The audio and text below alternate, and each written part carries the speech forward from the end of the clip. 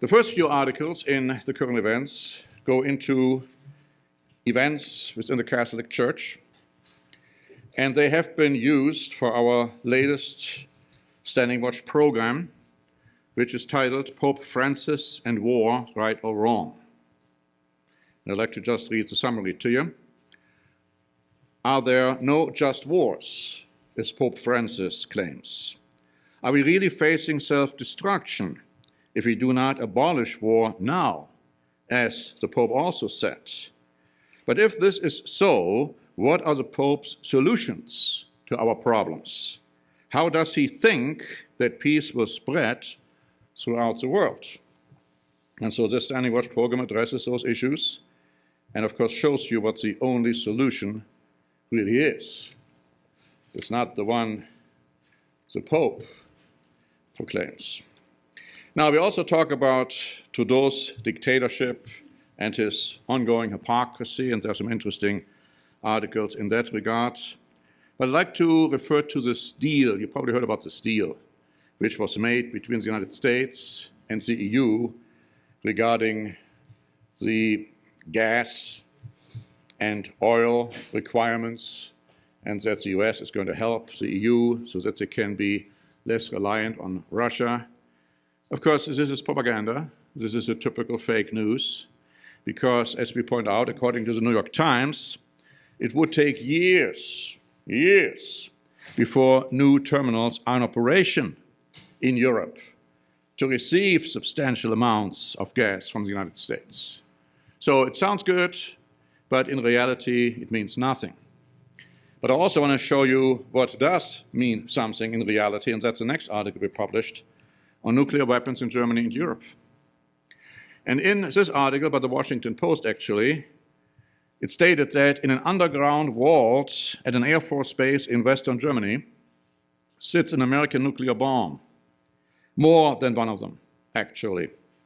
Experts estimate that there are about 100 such bombs stored among 5 NATO countries, ready to be loaded on jets and dropped by the United States and its allies toward an enemy target.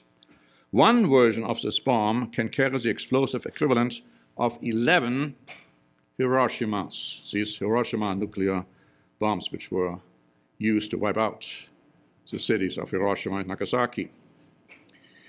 They have about hundreds of those. And not only that, they are in the process of doing a full-scale production of a modernized version of the B-61. That's how these bombs are called. And these procedures, it says, are the most expensive nuclear bomb programs in United States history. And not only that, it is also announced that Germany would replace its aging bomber jets with American F-35s that also carry these B-61s. So what does it all mean? It means you have nuclear weapons in Germany and Europe, and it means that nuclear weapons are not there just for storage sake. They're not just there for deterrence. They will be used. They clearly will be used. And that is exactly what the Bible pronounces, what the Bible prophesies. Nuclear war, World War III, is coming. Let's not make a mistake. It's coming. It's clearly prophesied. Another one, which is totally covered by confusion, is this idea, like Mr. Putin said, that from now on, those countries which are not friendly towards them have to pay in rubles. And I have the most updated news on that one, because it went back and forth on this, and nobody seemed to know actually what we are talking about. But the Allgemeiner, which is a Jewish paper, wrote on April 1, Russia allowed gas to keep flowing to Europe on Friday despite a deadline for buyers to pay in rubles to be cut off. So originally they said, comes Friday, last Friday, that's it. You're not going to get any further gas and oil from us unless you pay in rubles. Now, according to the German press, Olaf Scholz, the German chancellor, allegedly called Mr. Putin, and they talked about it on the phone, and allegedly an agreement was reached that Germany can still continue to pay in euros, and other European countries can too, but there's some debate on that one. But in any event, the article goes on to say, but pipelines were pumping as normal on Friday. Kremlin spokesperson Dmitry Peskov said the decree would not affect shipments which were already paid for, only becoming an issue when new payments were due in the second half of the month, in other words, April 15. So this thing is not from the table yet at all, and the question is what is going to happen if Russia says you've got to pay in rubles or you're not going to get any gas from us. We haven't reached the time yet, but in the future something like that will exactly happen. And we read that the king of the north will then, in great anger, go out to fight those nations in the east, including Russia. So what we see, and what we have been seeing all along, is a preview of what is going to happen. And again, I believe it is also happening now to make us ready for these events which are going to happen as they are prophesied. I'd like to also now go into two more issues which are really something. The one has to do with abortion, and we do have a Standing Watch program on that issue, which we published last week about the murder of abortion. I think the correct title of it is Free Abortions in California, Repent or Perish. Now this is what Christ said, unless you repent, you will all likewise perish. And we added a few articles this time. For instance, the fact that Colorado is going to become an abortion beacon, meaning that people not only can go to California to get abortions, but they can also go to Colorado, apparently, to get abortions there. And then we have an article regarding the World's Abortion Care Guidelines, horrible guidelines, what they have just published, how abortions are quote-unquote justified. But the one which is probably without any parallel as of now is an article published by LifeSide News, which was written on March 26, that you can, according to a new law which has been proposed in California, where else? In California, you can murder babies months after their birth without penalty.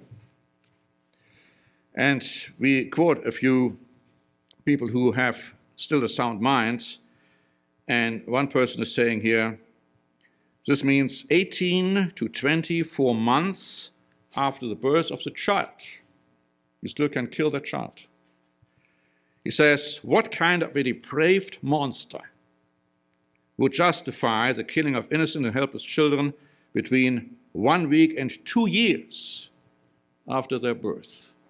I mean, this law hasn't come through yet, and hopefully it's never going to, but it shows the incredible, cruel mentality of people who are willing to approve something like that, propose something like that.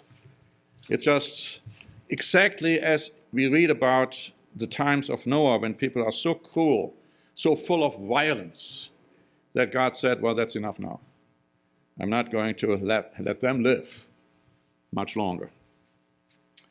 Now, on a slightly different subject, I like to read about and speak about COVID, vaccines, and other restrictions.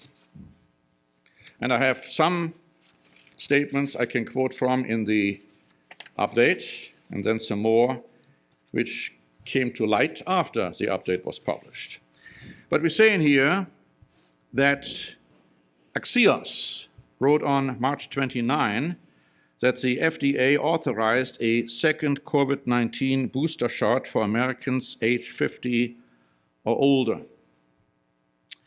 And Pfizer even said that a fourth dose of the COVID-19 vaccine is necessary. And lo and behold, our president didn't wait a second to go on television and to show that he received the fourth booster shot for everybody to see. He was happy, he was glad, he was proud that he was able to do that. And not only that, but we also point out that Pope Francis removed Puerto Rican Bishop Fernandez Torres from his post for telling Catholics that if it violated their conscience, they could refuse to be vaccinated. Oh, no, you cannot say that in the Catholic Church anymore. And so the guy was bounced, was kicked out by the Pope. And the article points out that it is really showing how politically active the Pope has become, how politically active. The Catholic Church has always been very political, we know that, but now it's becoming more and more obvious what is happening. Now, I don't know whether you heard this, but since we are talking about those who are 50 or older, they need to get another booster shot. The same arguments, the same discussion is happening, of course, in Germany. Where else would it happen otherwise? But I found an interesting article by Bild Online, a mass tabloid, which was published on April 1, and I translated that into English as follows. A Dakota Indian proverb says, if you find yourself riding a dead horse, dismount. It is good that the coalition parties, in other words, the German government at this point, who wanted to oblige all citizens over 18 to be vaccinated by law, now see that nothing will come of it. Because the Omicron variant spreads at breakneck speed, but is much milder. There is no need for vaccination. Unfortunately, the coalition against the German government now changes from one dead horse to another horse, which is already half dead on the ground. From mandatory vaccinations from the age of 18 to mandatory vaccinations from the age of 50. Exactly the same nonsense which is happening here in the United States. It shows how they are talking to each other. It goes on to say, it would be much more important to clarify soon how many citizens in Germany have already recovered from corona. Studies indicate that those who have recovered are also well protected from serious illnesses. As many infections remain undetected, many more than the officially reported 16.5 million citizens are likely to have recovered. So they are saying the statistics are awfully wrong. A lot more have been recovered than what they are officially saying. Now, since this is talking about natural immunity, let me read to you from an article which was published yesterday by Breitbart. And the article refers to a video which I saw. It was shown on television. And it also refers to comments by Rand Paul, which I also heard on television. And so here's the article. Senator Rand Paul observed that Dr. Anthony Fauci was once able to tell the truth about natural immunity. A reality the White House chief medical advisor has largely dismissed throughout the Chinese coronavirus pandemic. Once upon a time, Anthony Fauci could tell the truth. What happened? Paul asked, referring to an older clip of Fauci on Spahn, where the National Institute of Allergy and Infectious Diseases chief, Fauci, firmly defended the concept of natural immunity against an illness. When asked if somebody who had the flu for 14 days needed a flu shot, Fauci said, well, no. If she got the flu for 14 days, she is as protected as anybody can be because the best vaccination is to get infected yourself. If she really has a flu, she definitely does not need a flu shot, he continued, adding that she doesn't need it because the most potent vaccination is getting infected yourself. The article goes on to say, Fauci has been hesitant to overtly tout the reality of natural immunity throughout the pandemic, encouraging everyone eligible to get the jab. That also happened to be one of the main issues among critics of vaccine mandates, as they noted that the rules did not consider the reality of natural immunity.